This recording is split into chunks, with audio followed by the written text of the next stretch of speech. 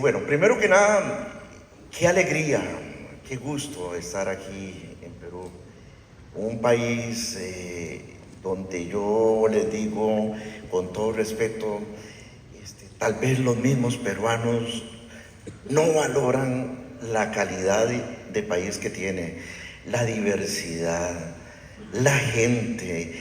Y yo les digo, por algo estuvieron aquí los incas, por algo fueron ustedes esa gran capitanía general del sur del continente.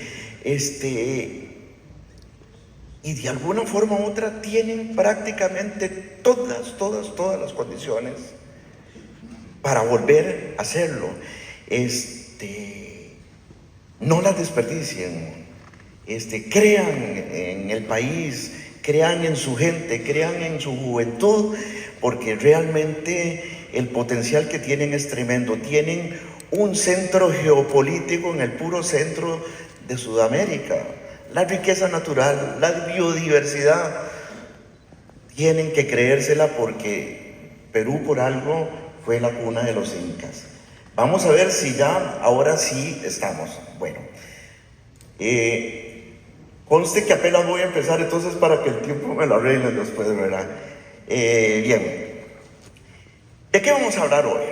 Yo creo que las campañas presidenciales, y con todo el respeto de colegas y otros, ya no se ganan ni por un buen candidato, no se ganan por un plan de gobierno, ni se ganan por una organización y menos por un partido político. Hoy las campañas a lo largo y ancho del mundo se están ganando por la desinformación. ¿Cómo no perder una elección entonces? Si los programas no son los determinantes, si no es la campaña como tal, si no es la comunicación, pues aquí vamos a tratar de desentrañar un poquito de todo lo que está pasando en el mundo actualmente y un poquito de historia para que entiendan por qué la desinformación no es nueva. La desinformación es parte de la historia humana.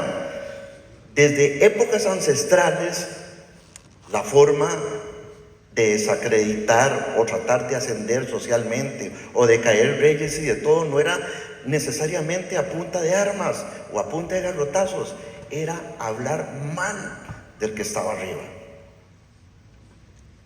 Bueno, toda campaña tiene diversos ejes, como ya lo han visto en otros.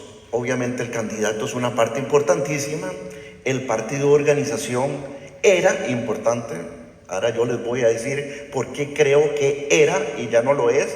Se ha convertido simple y sencillamente en un vehículo electoral, el partido, no solo en Perú, sino a nivel nacional. Tanto es así que vea que entre los 27 y 30 candidatos que va a haber aquí, apenas tienen como 10, 11 días, les queda a partir de hoy, para encontrar vehículo. Entonces el partido ya no es una cuestión determinante, nada más es una cuestión que les va a servir para participar. Otro eje importantísimo es el programa y por último el eje de comunicación. Antes de la pandemia se realizaron estudios de por quién votaba la gente, por qué la gente vota por un candidato y vean los resultados a nivel mundial, qué interesantes. Entre un 3 y un 5% la gente decía, yo voté por ese candidato porque tenía un buen programa. A mí me da la impresión de que si acaso un 3% de la gente lee el programa de gobierno de cualquier candidato. Un 15% antes de la pandemia decían a nivel global que votaba independientemente de quien le pusieran por el partido político. Después de la pandemia ese número ha bajado, no tengo los números exactos, pero ese número ha bajado. Por el candidato, apenas un 20%, por el personaje, por el hombre o la mujer bien presentada, con carácter o técnico o muy preparado, apenas un 20% de la gente decía que votaba por una persona. Y ve que interesante, el 60% básicamente es lo que yo llamo la lucha entre el bien y el mal. Decían, yo no voté porque ese candidato, porque es un hijo de la tal. yo no voté porque está en el partido tal, yo no voto por esta candidata porque me cae mal, yo no voto por este candidato porque los hijos son unos corruptos. Entonces, ve qué interesante. ¿Por quién están votando la gente? Esto me lleva, de alguna forma u otra, a concluir que si un número tan alto como el 60% es el que está determinando, básicamente hay un factor en común. Ok, ¿por qué votamos? Se vota por sentimientos. Las elecciones son emotivas, no son racionales. Entonces, la gente vota por amor hacia un proyecto, amor hacia un candidato, amor hacia una ideología, o por el contrario, vota por odio. La gente vota por temor. Temor a que si queda este candidato, va a implantar la ideología de género, dicen unos. Y entonces o nos va a meter vacunas a todos con unos chips. O temor a que es comunista. O temor a que es un fascista. Pero también votan por temor muchos que trabajan en el gobierno, que tienen familiares que trabajan en el gobierno. Es que si no queda mi hijo va a perder el trabajo. Entonces es un tema importantísimo a la hora de decidir por quién se vota. Y el otro tema que debería ser el ideal es la esperanza hacia un mundo mejor, la esperanza a estar bien como persona, la esperanza que mi familia esté bien. Entonces, desde ese punto de vista, no hay más. O sea, la gente vota por estas emociones. Y entonces es tan importante que las emociones negativas del candidato, del partido, ya sea la causa o la ideología, las tengamos lo más limpias posibles. ¿Eso qué implica? Que un candidato, antes de meterse a esta cuestión, debería tener muy claro cuál ha sido su hoja de vida.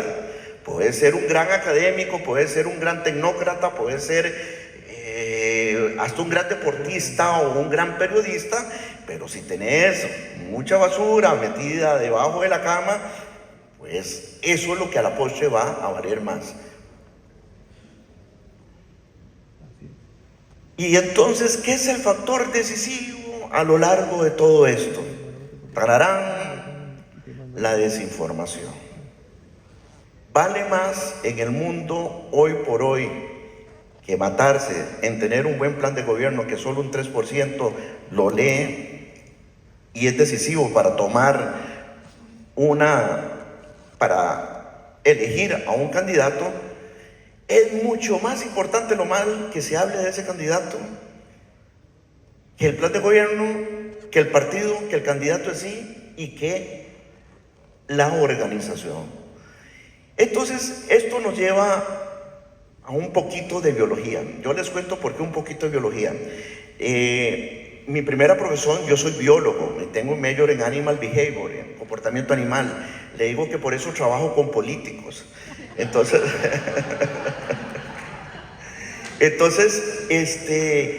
nosotros los humanos tenemos dos características incluidas dentro de nuestro ADN, que viene desde los tiempos primarios de la evolución. Somos animales jerárquicos y somos animales territoriales. ¿Por qué eso es importante en la política? Yo creo definitivamente que la política es biología aplicada, y entonces vamos a agarrar un momentito en esto. Ustedes pueden ver aquí una pirámide social.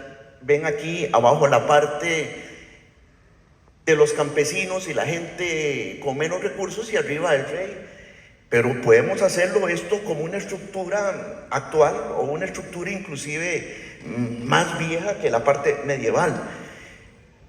Los que están abajo son los que sostienen toda la pirámide, pero como cualquier sociedad, el que está abajo sueña con estar arriba. Entonces, si las armas, si el poder, si la riqueza, si los ejércitos y todo son solo para el rey, para la alta nobleza, la mediana nobleza y baja nobleza, ¿Qué arma le quedaba al pueblo para surgir? Básicamente, hablar uno mal de otro. Es increíble porque así están las crónicas. Entonces, al hablar uno mal de otro, empieza a formarse una cuestión desde el punto de vista territorial. ¿Qué quiere decir? Se han hecho experimentos donde, por ejemplo, se agarran 100 familias de campesinos y se les da la casita y se les da toda la cuestión. Al cabo de 5 años, ya no hay 100 familias, hay la mitad. ¿Y por qué? Porque muy posiblemente los dominantes han agarrado los otros campos. Pero mucha de esta cuestión para esperar subir de aquí hacia arriba se debe también a una necesidad innata de superación.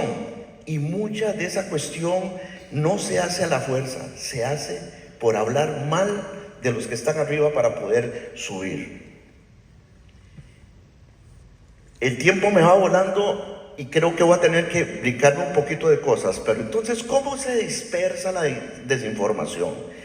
Bueno, primero, ancestralmente y desde tiempos inmemoriales es el boca a boca. Cuando los mongoles iban a atacar alguna ciudad china o alguna cuestión, mandaban emisarios para desinformar y decían: todas las mujeres van a ser violadas, los niños se los van a comer, y ya desde ahí se generaba una psicosis, y así lo podemos ver en el boca a boca. Inclusive hoy aquí llega uno y pregunta por el gobierno, y ya en el boca a boca muchos te van a decir muchas cosas negativas. Pregunta por candidatos anteriores, preguntas por el juicio de Keiko Fujimori, y ya en el boca a boca está la desinformación a primera mano. Y eso es una realidad porque lo he vivido en estos días, ¿verdad? Y aquí la humanidad dio un salto cuántico más o menos hasta 1440, cuando se inventó la imprenta. Entonces, a raíz de la imprenta, ya otro vehículo de dispersión de la desinformación eran los panfletos, aunque la gente no supiera leer y de todo, pero ya podían hacer entre sí, entre comillas, caricaturas, los memes más antiguos que podían haber, ¿verdad? Y era para desinformar. Hay relatos y crónicas como Montesquieu aprovechó todo esto durante la época de la Revolución Francesa, pero no era para las ideas, era para desinformar. De ahí llegamos a 1900, otro vehículo de dispersión de la desinformación fue la radio, que alcanzó su máximo en 1930 con Goebbels, ¿verdad? Y les voy a contar, bueno, él es el genio del mal, pero desde el punto de vista mercadeo, o sea, en su momento fue un revolucionario. ¿Qué hizo él? Sabía que tenía la radio, él era el ministro de propaganda, y entonces compró millones de radios y le trató de dar una radio a cada familia. Pero lo importante no era esto. Lo importante es que el que manejaba la comunicación, el que manejaba la línea editorial, el que decía qué se podía conversar o qué no, y los únicos discursos que salían eran los del Führer, entonces él tenía el control editorial, y ahí la desinformación era total. Y a partir de ahí, pues la radio se siguió usando hasta que aparece la televisión en 1925, pero tiene un punto culminante en la desinformación en la campaña de 1960 entre Kennedy y Nixon. Vamos a ver si sale un poquito aquí. Ese día sucedió un debate que cambió prácticamente todo, ¿verdad? Llegó Nixon demacrado, el otro parecía todo bronceadito y de todo, pero hasta ahí no había problema. ¿Qué fue lo importante de esto? El postdebate. Al día siguiente, los periódicos, los noticieros y todo en Estados Unidos era básicamente: el presidente Nixon está enfermo, qué mal se vio, está muy viejo, el otro es joven. Y ahí empezaron, y entonces llegó la época de oro de la televisión para la desinformación. Ya en el 2000 fue el email. Yo me imagino que a todos ustedes en algún momento u otro les llegó un correo electrónico de campañas políticas anteriores desacreditando a la gente.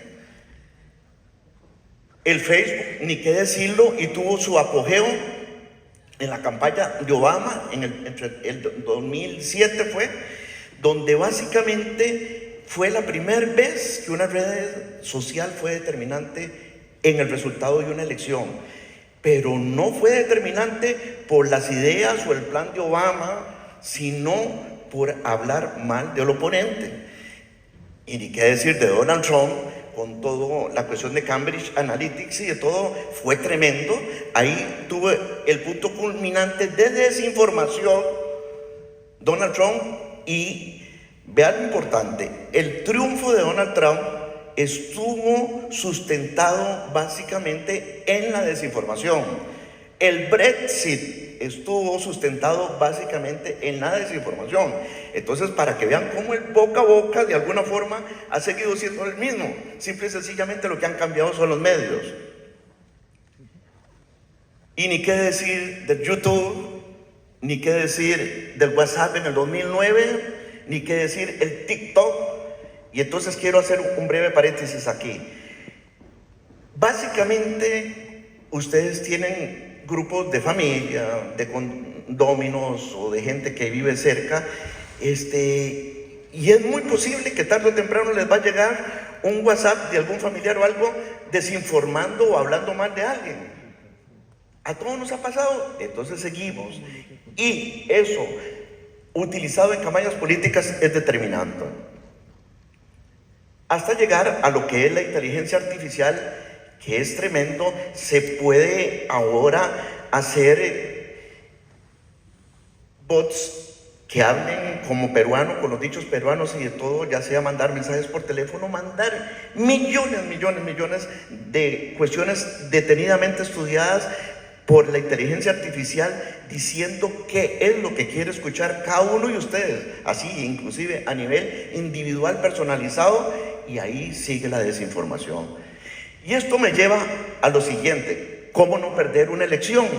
Y entonces voy a hablarles unos 5 minutitos de alguna experiencia que he tenido con el presidente Bukele para que entendamos un poquito. Vuelvo a hacer la misma reflexión. La desinformación siempre ha existido, y la desinformación, desde mi punto de vista, ha sido el vehículo principal conductor hacia las grandes revoluciones, desde el punto de vista de hablar mal y no de las virtudes, y ha sido el factor determinante para que gane una revolución, o para que gane un candidato, o para que gane un rey, una guerra o cualquier cosa. Pero también la tenemos en nuestra cotidianidad, en la elección de un gobierno estudiantil, en la elección del presidente de un colegio federado de algo, en la elección de la junta directiva de un banco. O sea, los que están aquí, si han participado de cerca en alguna elección de una junta directiva del colegio de ingenieros, por ejemplo, me imagino que les ha llegado sus cuestioncitas bien duras, y al final el gane no es por la propuesta. Ok, entonces yo quisiera contarles un poquito de la experiencia con el presidente Bukele. Al propio está esta imagen, donde está la esposa, está la hija. No la quise poner que se viera mucho, pero todo esto es percepción, y él lo que ha logrado para tratar de combatir esto que puede golpearlo tanto y tener márgenes de aceptación tan altos, un 92% es el nivel de aceptación del gobierno de él. Pues hemos hecho algunas cuestiones interesantes, donde yo lo llamo que hay una comunicación multifactorial. Ya la televisión no es la que manda, ya los periódicos casi ni circulan. Entonces, ¿qué es lo que es? Es diferente. Y tal vez lo principal es esto. El presidente Bukele fue el primer presidente millennial del mundo. Él nació con un celular en la mano, prácticamente todo lo maneja desde un celular. Él quiere convertir a El Salvador en la Estonia de América desde el punto de vista tecnológico, que desde un teléfono puedas hacer el 100% de los trámites, desde un pasaporte, a pagar un bus, a pagar el Uber, que ya se puede hacer, a tantas cosas, ¿verdad? Entonces, eso es una ventaja tremenda. ¿Por qué? Porque fue el primer presidente del mundo que realmente empezó a utilizar de una manera consciente todo lo que vimos antes, no solo para sus logros, sino para desarticular los ataques. Usa el Facebook perfectamente, usa el Twitter, o lo que era Twitter, el TikTok, y los porcentajes de engagement son tremendos.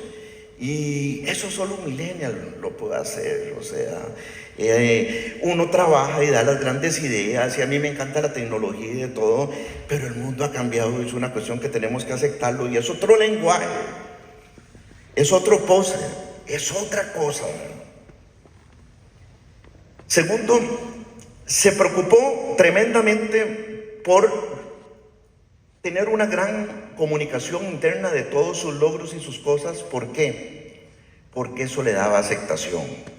Y esto es un peligro tremendo que tiene este gobierno, una aceptación muy baja. Y sin un reconocimiento y una aceptación baja, es muy difícil que pueda haber un buen desempeño, una buena labor. ¿Por qué? Porque tu gente no te respeta. Y si no te respeta, aunque hagas cosas buenas, siempre van a buscar solo lo malo. Y entonces la desinformación va a mandar por más que vos querés hacer cuestiones. Una vez que tenés aceptación, viene la comunicación externa. El presidente Bukele no se ha preocupado solo por mostrar sus logros a los salvadoreños, sino al mundo. Por ejemplo, va a Turquía y él tuitea en turco.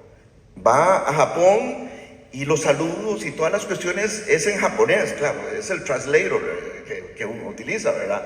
Pero entonces se ha preocupado también esto para ganar credibilidad, pero no solo una credibilidad y popularidad, no. ¿Para qué sirve la credibilidad hoy en el mundo? Para que los organismos multilaterales te vuelvan a ver, para que te puedan dar préstamos blandos y sobre todo para atraer inversión. Sin credibilidad no hay inversión. Y lo tercero, de la comunicación multifactorial que digo yo, es una línea de mensaje. Por ejemplo, aquí en Perú, igual me he sentado con varios ministros para ver y con varias personas, y cada uno tiene su comunicación. Yo le pregunto, ¿pero cuál es la directriz estratégica del gobierno? Y no, cada ministerio está por su lado prácticamente. Si yo les digo a ustedes cuál es el legado que está tratando de dejar la presidenta, con todo respeto, yo no la conozco, y lo que no siento es que ella tenga un norte estratégico de ver qué es lo que le quiere dejar al Perú, a sus hijos. Y eso es lo primero que deberían plantearse. ¿Qué es una cosa? Sea en el tema de seguridad, sea en el tema de educación, sea en el tema de salud, sea en el tema que sea, pero centrémonos en un tema. Trabajemos sobre ese tema y hagamos grande a Perú sobre ese tema. Es la primera recomendación que le diría. Entonces, ¿para qué sirve todo esto? Si hay aceptación del pueblo, si hay credibilidad, si hay una línea de mensaje clara, pues eso nos ayuda a blindarnos tremendamente contra el factor que estamos hablando, que es la desinformación. Peligros. Muchos aquí tal vez quieren ser candidatos o ya lo son o son funcionarios. La forma más fácil de atacar a alguien, insisto, son las falencias del candidato. O no habla bien, o no se viste bien, o tiene malos modales. A mí me pasó una vez, un ministro me contrató para que les ayudara en la imagen, y el tipo estaba dando tremendos resultados, pero un día me lo llevo a sentarme con banqueros y de todo, y estábamos en una negociación importante, nos invitan a un almuerzo y de todo, y cuando lo veo aquel tipo que se metía los dedos en la boca para sacarse la comida y de todo, decía yo, pero por Dios, ¿qué es esta educación? Entonces, ¿eso qué es lo que quiere decir? Después de eso se filtró y el tipo era el hazme reír del país. por más buenos resultados. Entonces, ojo a las falencias del candidato. Un partido cuestionado es desastroso, o sea, peligro a la hora de facilitar la desinformación. Un partido cuestionado es muy peligroso. Los hábitos sexuales de los candidatos, yo no me meto en eso, pero bueno, ese es el morbo del pueblo. Aquí fue la cuna de Laura Bozzo, imagínense. O sea, eso vendía y sigue vendiendo en todo el mundo. Vean lo que le acaba de pasar al presidente Petro ahora en Panamá, no sé si se dieron cuenta. Está el traspaso de poderes y de pronto lo ven caminando con una persona X, una mujer, y resulta que era una transexual muy conocida. Yo no me meto en sus cuestiones, esta ni lo otro, ni en sus elecciones, ni sé si era. Lo que sé es que la foto era real y en Colombia ha sido un escándalo. Entonces, ojo, peligro, insisto, falencias del candidato, partido cuestionado, hábitos sexuales y la familia. Ya estoy sobre tiempo, pero voy a robarme un minutito para terminar. Este tema de la familia es muy importante. Puedes ser un muy buen candidato, puedes tener muy buenas ideas, hombre, mujer, pero la incursión de la familia hay que ponerle límites. Así como cuando educan un hijo, si ustedes dejan que sus esposos, si son ustedes las candidatas, que sus esposas, si son ustedes los candidatos, que sus hijos sean los que deciden quién sale en Facebook, sean los que deciden que la foto está bonita o no, es un problema gigante. Tenía un candidato presidencial en Costa Rica, hicimos toda una producción lindísima y de todo, y ya sabíamos que teníamos problemas con el entorno cercano, lo que no me imaginé hasta qué profundo. Tenía que salir el comercial al día siguiente, no sale, y te llamo yo para preguntar qué había pasado con el comercial. Entonces hablo con el candidato y me dice, es que llegué a mi casa y se le enseñé a la empleada y me dijo que me veía muy gordo, entonces preferí no sacarlo. O sea, vea ese nivel de entornos. O sea, si lo contratan a uno es para hacer una cuestión profesional, déjenlo trabajar, y la familia puede ser un plus enorme, pero las decisiones estratégicas no las toma la familia. Y ya para terminar, algunos ejemplos muy rápidos de lo que estoy hablando. Hunter Biden, si ya el pobre Biden tiene grandes problemas en esta elección, su hijo y lo que está sucediendo con él no le ayuda para nada. La esposa de Pedro Sánchez, en el ojo del huracán, metida ahí, y más bien son tan hábiles los del PSOE, que cuando llegó el presidente Milei la mencionó y de todo, la hicieron un mártir, le dieron vuelta y la hicieron como que si fuera un asunto de Estado, lo que era un asunto meramente personal. Entonces, estos ejemplos son de familia, y que de alguna forma u otra, pues se presentan. Desinformación, ya tengo que terminar. Voy a leerles esto rápidamente. Este no es un mundo de ángeles, sino de ángulos, donde los hombres hablan de principios morales, pero se guían por principios de poder. Un mundo donde nosotros siempre somos morales y nuestros enemigos siempre son inmorales. Insisto, no subestimen nunca el poder de la desinformación. Hoy por hoy estamos en el momento más intercomunicado de la historia de la humanidad, pero paradójicamente también es el momento donde hay más armas para desinformar. No me quiero ir sin esta cita de una persona que admiro mucho, que es paisano de ustedes, que es don Mario Vargas Llosa, y lo hizo después, es sacada de su libro El pez en el agua.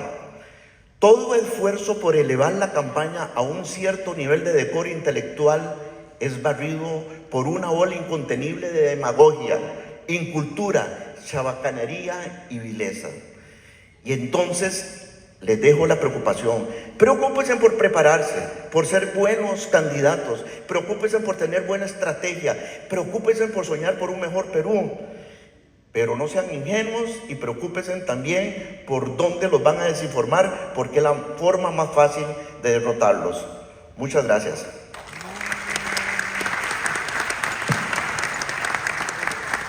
Muchas